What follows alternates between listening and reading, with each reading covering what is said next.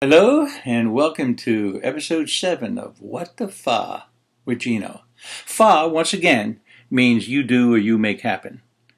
Comes from the Italian word fare, which means to do or to make happen. So, what the fa?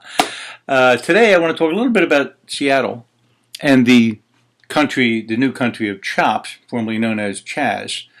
And a little upgrade. What I've seen on news footage on three major channels, I'm trying to see what's going on. But I did notice that the MSNBC and CNN are reporting it's a peaceful gathering like a block party. And I noticed they were chastised by several choppers, or champions, or whatever they're called, choppers. Several of the choppers said, no, this is not a peaceful gathering. This is not a block party. This is a demonstration. We are protesting. And until we get what we want, we're going to continue protesting. It's not peaceful. So CNN and MSNBC lost on that one. But what I did happen to see in the city is that I did see a male with an AR-15. I don't know whether it was modified or not, but I do know that it had a 100-round drum on it. So even if it's not modified fully automatic, you can pull that AR-15. You can crank as fast as you can pull them. And he's got 100 rounds at his disposal. Pretty vicious weapon there. I also observed two AK-47s in that little country with 30-round banana clips. Now, I'm not sure if either one of these are legal to carry, but I guess they're legal to carry in CHOP, formerly known as Chaz. As long as they don't leave their country and come into the U.S. with it, I guess they're okay. I did notice that the mayor of Seattle made a fantastic deal with CHOP, and they traded for 3 blocks. CHOP would give up 3 blocks, and the mayor would put in cement walls. So they got rid of those plastic barricades now, and they have cement walls around CHOP now, so it's better security for them. So that our mayor, though, she is one tough negotiator. Still haven't seen any one leader. There seem to be like 3 people fighting for power there.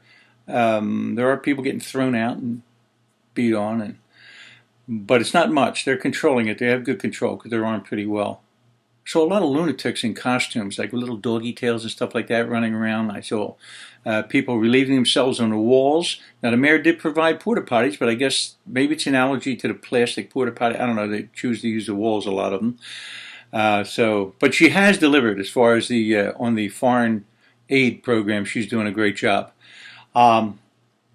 Also, Yaz, I don't know if you know who Yaz is. He's the warlord, I believe. I think that's his title, warlord. He is offering and giving out AR-15s to anyone who wants them. So I don't know whether they get a 100-round drum, a 30-round banana clip. I don't know what they're getting, but anybody wants an AR-15, they can have them. So apparently he's got them in supply there. But I did notice with CNN and NBC, protesters trying to say, I am not a peaceful protest. I am not a peaceful protester. I am an activist, and I am here to disrupt until our demands are met. Now that goes back to the ad that I read the other day on episode 7, getting paid $25 an hour to disrupt. And so these are paid activists here. So little CNN, MSNBC, they got that wrong. Got a little egg on their face.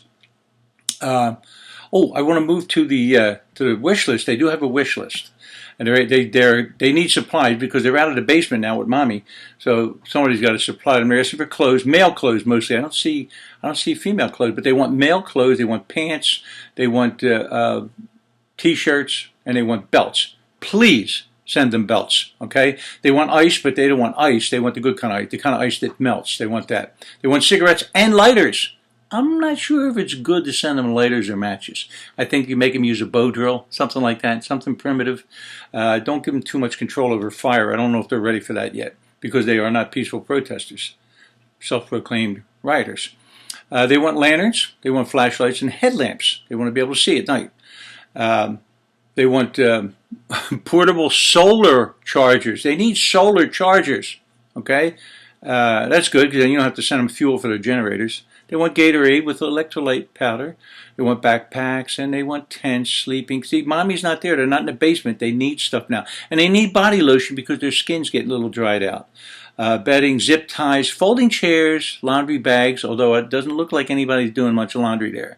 So these are things that they want. Oh, and personal fans because apparently it's getting a little warm there. And they need some sunglasses. So if we could just get that out to them, please, Hollywood.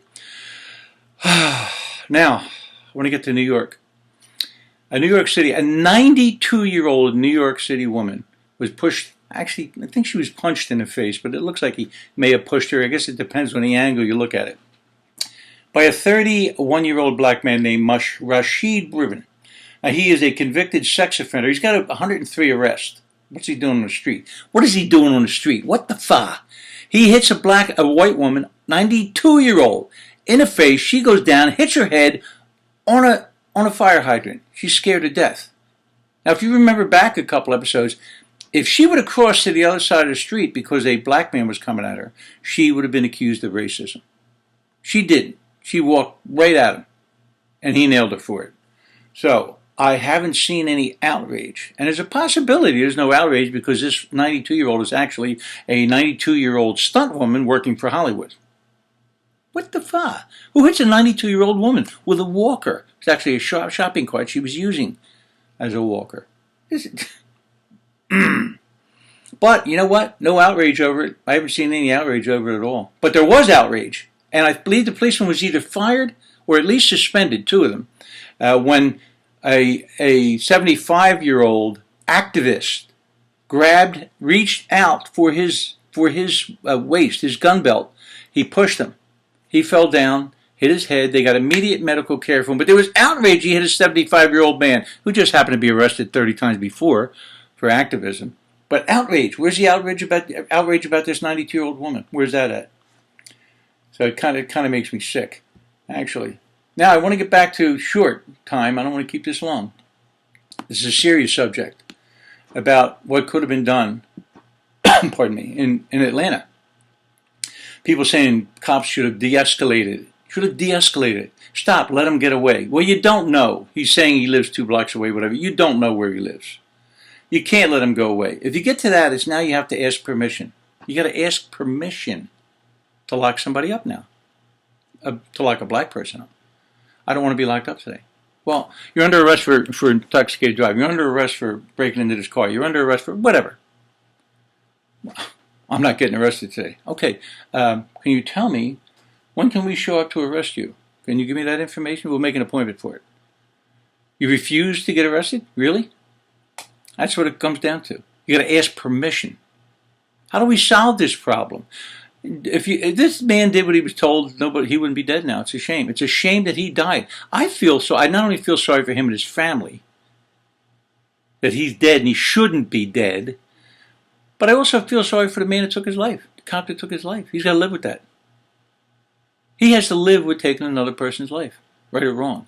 And the mayor there calling it unjustified use of force. Unjustified. Apparently she's not familiar with the Georgia laws, but she's calling it unjustified, calling the cop a murderer and guilty of murder before any charges are even made. She's got him guilty. This ain't my America. No. What the fuck? But here's my big question if we want to go back to where this all started, George Floyd. My big question is, where are the supervisors? They're reporting he had 18 violations. 18 times he's been reported. He's done 18 things. I don't know what they are. I'd love to see what he did. 18 things in his career. Now, I know when I was a sergeant, when I was a corporal, when I was a sergeant, when I was a lieutenant at Philly PD, whenever I got a new assignment, it was reported to me, all of my men, my squad, who they were, who were the good ones, who were the ones you watch, who did what, who did this. And I solved those problems. But where were the supervisors on this kneeling on the neck job? Where was the sergeant saying, okay, you got the guy with the phony money? Yeah, I got him. Okay, get him into the detectives. Yes, sir. Is he at detectives yet? No. Now we're 5 minutes, 6 minutes. You're not riding in on it to see what's going on? Nobody's riding in on it to see what's going on? The lieutenant? The sergeant? What the fuck? You were told this man was brutal, and you don't ride in on every job he goes to contain him? But I want to know what kind of punishment he received. I want to know who the supervisors were specifically that night. The man that wrote the assignment out put him on that car with a 4-day rookie. And you knew this was a bad guy? You knew this was a bad seed, this cop was a bad cop, and you put a rookie with him? I want to know who the sergeant is. I want to know why they're not after him. I want to know who the lieutenant is that permitted it. What the fuck? I'm speechless over this. But I think there's something being hidden here. Who were the supervisors? Somebody let me know. Gino. Out.